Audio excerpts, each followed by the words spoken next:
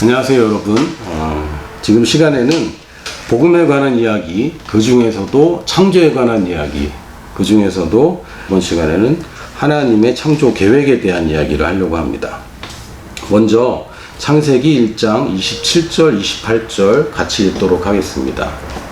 하나님이 자기 형상 곧 하나님의 형상대로 사람을 창조하시되 남자와 여자를 창조하시고 하나님이 그들에게 복을 주시며 하나님이 그들에게 이르시되 생육하고 번성하라 하여 땅에 충만하라 땅을 정복하라 바다의 물고기와 하늘의 새와 땅에 움직이는 모든 생물을 다스리라 하시니라.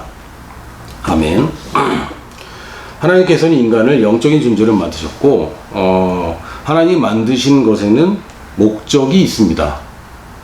하나님이 그냥 심심해서 심심풀이로 우주를 창조한 것이 아니죠. 하나님은 어떤 계획을 가지고 계셨고 이 계획을 완수하기 위한 모든 장치들을 만드셨고 그 가운데 정점이 무엇이냐면 인간의 창조입니다. 모든 창조는 하나님의 말씀으로 그냥 물질세계를 창조하셨지만 오직 인간만 물질세계에 하나님의 영을 깃들게 해서 드디어 하나님이 대리인을 세울 수 있게 되었습니다. 하나님 우주가 그냥 자연적으로 돌아가고 맘대로 돌아가게 했다면 사실은 인간은 필요하지 않습니다. 또한 반면 하나님이 모든 것을 지금도 주관하고 계신다면 사실은 대리인이 필요하지 않죠. 성경에 따르면 첫째 날, 둘째 날, 셋째 날, 넷째 날, 다섯째 날, 여섯째 날 마지막 날에 아담을 창조하시고 일곱째 날에는 하나님이 안식을 취하셨습니다. 그리고 그 다음날 하나님이 다시 출근하시지는 않으셨어요. 하나님이 온 우주를 창조하시고 그것을 다스릴 수 있는 인간을 창조하시고 이제는 대리인을 세웠기 때문에 하나님은 사실상 은퇴하셨습니다. 하나님이 지금도 역사하시느냐? 역사하시죠. 그러나 대리인을 통해서 역사하십니다. 하나님이 원래 계획은 하나님의 아담과 그 후손으로 말미암아 모든 영역에서 하나님의 자녀들이 다스리는 위치에 있는 것이었습니다. 그런데 문제는 무엇이냐면 아담이 배신을 한 거죠. 그래서 그 계획이 완전 수포로 돌아가는 것처럼 보였지만 하나님께서는 그것을 만회할 수 있는 다른 계획을 또 발동시키셨고 그것은 메시아를 통한 아담의 범죄하고 잃어버린 원래 하나님의 계획으로 회복되는 것입니다. 다시 얘기하면 하나님의 원래 계획은 없어진 것이 아니라 그것이 방해가 되었을 때에 그것을 다시 회복해서 다시 이 계획이 계속 진행되도록 하셨습니다. 이 원래 하나님의 계획은 오직 창세기에서만 보여지고요. 사실 아담이 타락하지 않았다면 성경이 쓰여질 이유도 없었고 예수님이 육신을 입고 이 땅에 오실 이유도 사실상 없었겠죠. 이 원래 계획은 창세기 1장 27절 28절에 아주 분명하게 나와 있는데 중요한 것이 있습니다. 뭐냐면 순서입니다. 성경에 보면 27절에 하나님이 자기 형상 곧 하나님의 형상대로 사람을 창조하셨다 이렇게 표현했습니다. 근데 하나님이 자기 형상으로 창조했으면 그게 하나님의 형상이죠. 그거 뭐 당연한 건데 이걸 두 번씩이나 얘기합니다. 누가 봐도 하나님이 자기 형상으로 만들었으면 다른 거의 형상일 수가 없잖아요. 그냥 하나님의 형상이지. 그럼에도 불구하고 두 번이나 쓴 것은 강조하기 위함입니다. 인간은 하나님의 형상대로 창조되었습니다. 인간의 존엄성은 왜 있습니까? 왜 인간이 다른 동물과 다릅니까? 지능이 높기 때문에? 아닙니다. 하나님의 형상대로 창조되었기 때문입니다. 하나님의 형상대로 창조됐다는 얘기는 하나님이 눈, 코, 입이 있고 하나님이 손발이 있고 하나님이 내부 장기가 있어서 그걸 따라서 인간을 만들었기 때문에 하나님의 형상이라고 얘기하는 것이 아닙니다. 하나님은 육신이 없습니다. 하나님은 영이시니 라고 성경은 분명하게 얘기하고 있습니다. 하나님은 영이시고 육신을 가지지 않으셨습니다. 물론 성경에는 하나님의 눈동자라는 표현이 있긴 하지만 사실상 빛이 있기 전에 존재하셨던 하나님이 왜 눈동자가 필요하겠습니까? 하나님의 손이라는 표현도 있습니다. 그러나 아니, 모든 만물이 없을 때에도 계시던 분이 손이 왜 필요합니까? 하나님의 발. 아니, 하나님이 어디 위에 서 계셔야 되기 때문에 발이 필요하겠습니까? 이건 상징적이고 비유적인 표현이지 실제로 하나님이 육신을 가졌다는 얘기는 아닙니다. 하나님은 영이시고 하나님의 형상을 따라 창조됐다는 것은 우리가 영이란 얘기입니다. 그것도 하나님의 영이 복제되어서, 다시 얘기하면 그 생물학적인 번식처럼 하나님이 생명으로 우리가 잉태되어 태어난 것처럼 하나님의 생명으로 말미암아 아담이 살아있는 영이 된 것입니다. 그래서 우리를 하나님의 형상대로 창조된 사람이라고 얘기할 수 있습니다. 우리의 아이덴티티는 여기 있습니다. 여러분의 가치는 여러분이 이미 하나님의 형상대로 창조되었고 아담을 통해 잃어버리긴 했지만 예수 그리스도를 통해서 다시 회복된 하나님의 형상이라는 것입니다. 여러분의 성과나 여러분의 실패 때문에 여러분의 가치가 좌우되는 것이 아니라 여러분의 가치가 이미 정해져 있기 때문에 여러분의 성취는 보장되어 있는 것입니다. 이것이 성경에서 말하는 약속입니다. 하나님께서 아브라함을 선택하셨을 때에 하나님이 일방적으로 선택을 하셨고 우리가 예수님의 선택을 받았을 때도 일방적으로 선택했습니다. 우리가 먼저 주님을 사랑한 적이 없습니다. 여기에 우리의 가치가 있습니다. 우리가 무엇을 하고 지금까지 어떻게 살아왔든지 간에 여러분의 아이덴티티는 하나님의 형상이고 하나님의 자녀라는 아이덴티티가 여러분의 아이덴티티입니다. 내가 누구인가 이야기할 때 나는 이름이 뭐고 나는 남자고 나는 어느 학교를 나왔고 나는 국적이 무엇이고 그것은 여러분의 아이덴티티가 아닙니다. 나는 하나님의 형상이고 하나님의 자녀이다라고 이야기하십시오. 두 번째는 하나님께서 말씀하신 순서를 따라 보면 그들에게 복을 주시며, 이 주어와 동사가 있는 별도의 문장입니다. 하나님이 그들에게 복을 주시며 그 다음에 이어서 하나님이 그들에게 이르시되, 이건 별개의 문장이죠. 그들에게 복을 주시면서 하나님이 시키셨습니다. 이것은 그래서 영어를 그대로 옮기면 blessing이긴 한데 blessing에 대해서 많은 사람들이 사실은 많이 오해를 하고 있습니다. 하나님께서 주시는 복은 나를 향해서 주시는 게 아닙니다. 나를 통하여 주시는 것이지. 다시, 하나님께서 나에게 복을 주시는 것은 내가 가지라고 주시는 것이 아닙니다. 나를 통해서 더 많은 사람에게 복이 되도록 주시는 것입니다. 근데 블레싱은 어떻게 보면 이게 기복신앙과 연결되었는지 사람들이 복을 굉장히 좋아하니까요. 그러면 그러다 보니까 복 받은 것이 어떤 목적인 것처럼, 그것이 결말인 것처럼 이야기를 하는데 그렇지 않습니다. 이 복은 뭔가를 위한 것입니다. 그래서 저는 이 블레싱이라는 단어보다는 어노인팅이라는 단어를 좀 더 선호합니다. 어노인팅은 무엇입니까? 어떤 하나님이 맡겨진 임무를 위해서 그에 합당한 권한과 필요한 것들을 제공하는 것입니다. 이게 어노인팅입니다. 우리가 소위 말해서 기름 부음 얘기할 때 찬양을 잘하면 이 찬양에 기름 부음이 있어. 사실 기름 부음이란 단어는 그럴 때 쓰는 단어는 사실은 아니죠. 성경에서 기름 부을 때는 왕과 제사장과 선지자에게 기름을 부었고, 왜 부었습니까? 하나님이 주신, 하나님이 선택한, 하나님이 계획한 그 일들을 이 사람을 통해서 이루고자 이 사람에게 기름 부어주는 것이고, 이 사람이 합당한 자격과 능력을 갖추도록 해주는 겁니다. 이 기름 부음이 임하는 이유는 미션이 있기 때문입니다. 하나님께서는 사실상 아담이 이 축복을 받지 않아도 하나님이 하시는 명령을 이룰 수 있을 겁니다. 그러나 하나님께서 원하시는 것은 자녀들이 고생하면서 하나님이 원하는 것을 이루는 것 원치 않으세요. 수월하게, 순조롭게, 효율적으로, 쉽게, 즐겁게, 아름답게 이루는 것을 하나님 원하십니다. 왜냐하면 하나님이 원하시는 건 우리의 고생이 아니라 하나님이 원하는 일을 아름답게 하는 겁니다. 예를 들어서 어떤 사장님이 서울에 본사가 있는데 부산에 지사를 내고 싶은 거예요.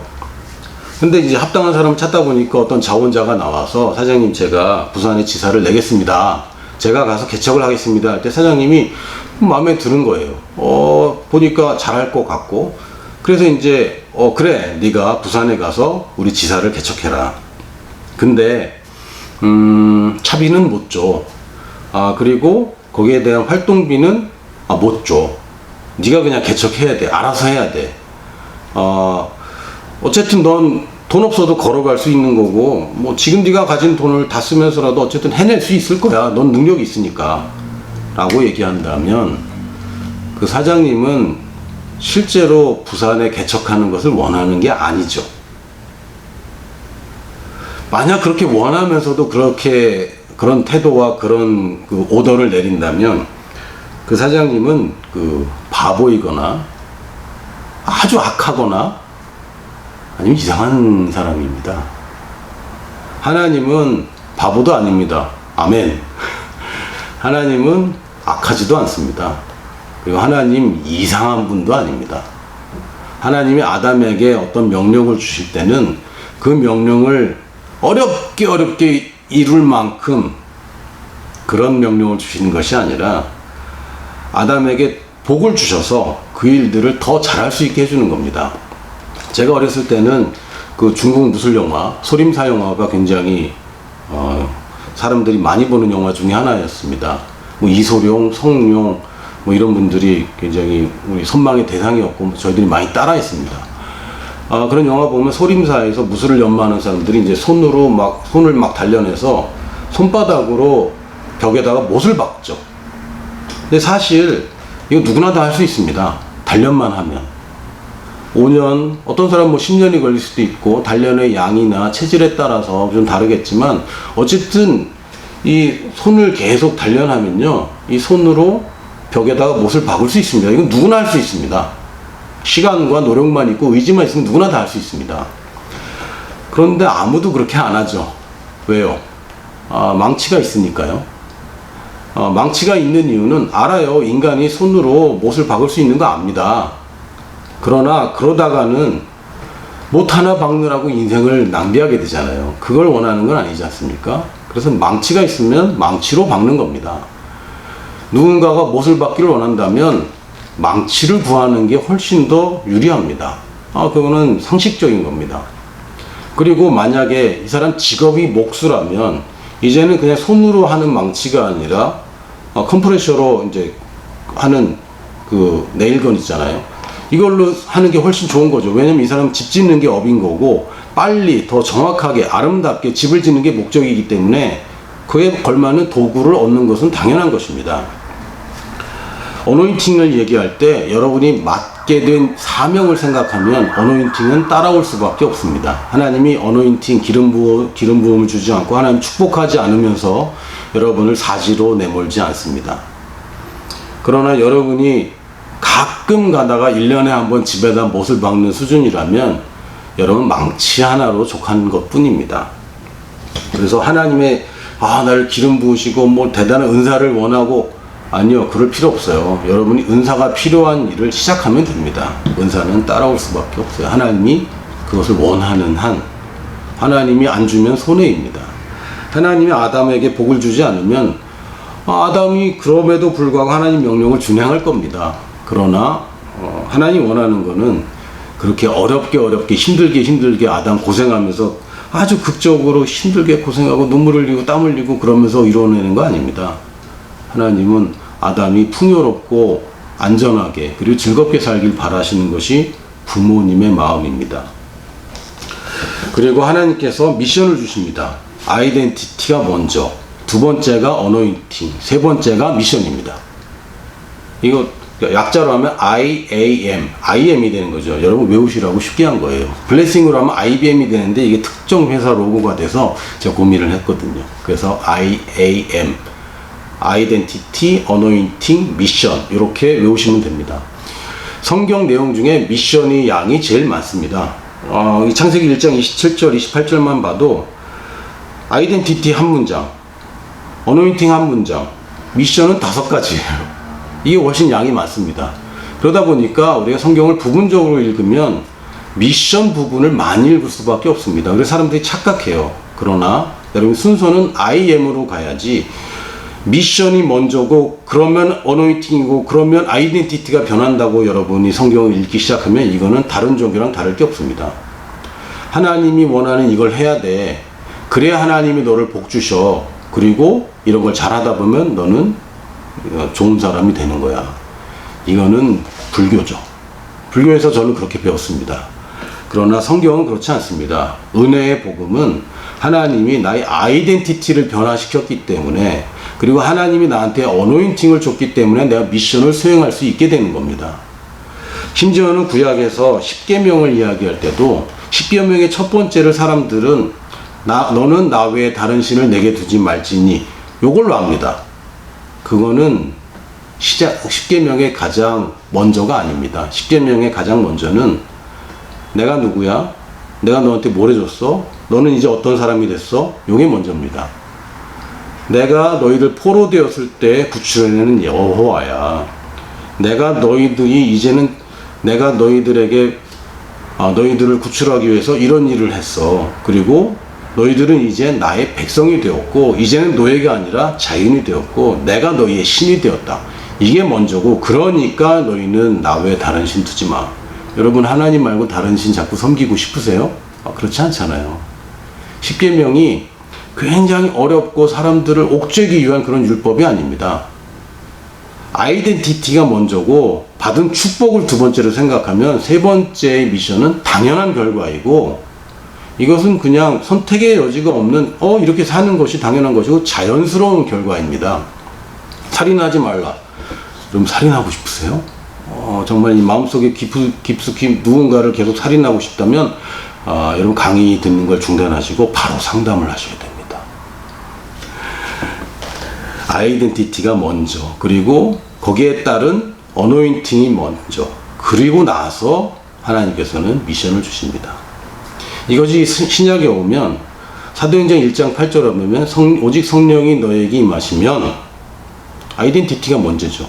하나님의 형상대로 성령이 임하시면 너희가 권능을 받고 하나님이 복을 주시며 이르시되 생육하고 번성하고 충만하고 정복하고 다스리라.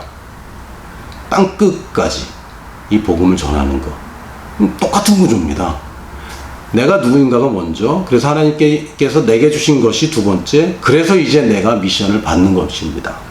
미션은 크게 5가지로 이제 나눠서 말씀하셨는데, 생육하라. 이거 무슨 얘기죠? 열매를 맺으라는 얘기입니다. 하나님은 열매 맺는 것을 굉장히 중요하게 생각합니다. 여러분이 뭔가를 하신다면 결과를 내셔야 됩니다. 열심히 했는데 안 됐어요. 그렇게 얘기하는 것을 이제 그만하셔야 됩니다. 결과를 내셔야 되고, 하나님은 여러분의 아이덴티티와 여러분이 주신 축복으로 말미암아 여러분이 결과를 낼 수 있다는 것을 알고 계시고 기대하십니다. 여러분이 모를 뿐이죠. 당연히 나는 결과가 나오고 아름다운 열매가 맺어지는 일을 할 수 있다고 여러분 믿기 시작하셔야 됩니다. 그걸 믿지 않는다면 여러분 아이덴티티와 어노인팅 부분에서 여러분은 여전히 믿음이 없는 겁니다. 그러나 내가 누구이고 무엇을 가졌는지를 알면 이제는 내가 무엇을 할 수 있는지는 당연히 따라오게 되는데, 첫 번째는 열매를 맺는 것이고, 문제는 사람들이 열매 자체를 추구하는 거죠. 아닙니다. 성장하면 열매는 따라옵니다. 어떤 나무도 힘쓰고 애써서 그 열매 맺지 않습니다. 성장하면 열매는 열립니다. 우리가 초점을 맞춰야 되는 것은 열매가 아니라 성장입니다. 원래 모든 문화에서 어른과 아이를 나누는 구분점은 생식 기능의 완성입니다. 내가 아이를 낳을 수 있는 기능이 완성되면 어른이라 쳤죠. 물론 지금은 다릅니다. 지금은 뭐 나이가 많아져도 이제 어른 취급을 못하기도 하는데, 원래는 생식 기능과 성장, 다시 말해 재생산과 성숙은 늘 같은 개념이었습니다. 근데 교회에서는 이것을 분리해버렸죠. 그래서 교회 내에서 늘 그 성장하는 것 같은데 사실은 영혼 구원하지 못하고 제자가 안 생기는 사람, 이것이 원래 달라서는 안 됩니다. 원래 하나입니다. 처음부터 우리의 성장은 열매와 관계가 있다고 여러분 인식하셔야 되고, 그럼에도 불구하고 결과에 집중하는 것이 아니라 여러분이 성장에 집중하면 결과는 따라오게 되어 있습니다. 두 번째 명령은 번성하는 것인데, 영어로는 multiply라고 되어 있죠. 이거는 복제 배가하는 것입니다. 많이 만들어내는, 생산물을 만들어내는 것이 아니라 나와 같은 사람들을 많이 재생산하는 것입니다. 탈무드에 보면 배고픈 사람에게 물고기를 줄 것인가, 고기 잡는 법을 가르쳐 줄 것인가, 둘 중에 어떤 것이 나은지는 여러분도 아실 겁니다. 그러나 저는 하나를 좀 더 하고 싶습니다. 세 번째는 뭐냐면 그 사람도 나와 같은 어부로 만들어줄 것인가. 고기 잡는 법을 가르쳐준다면 그 사람은 먹고 살지 모르지만 나와 같이 어부를 만들 수 있는 어부로 만들어주면 이 사람뿐만 아니라 다른 사람까지 어부가 될 수 있습니다. 이걸 다른 얘기를 하면 가서 제자 삼는 제자이죠. 이거 굉장히 중요합니다. 여러분이 그냥 성도를 만들어낸다면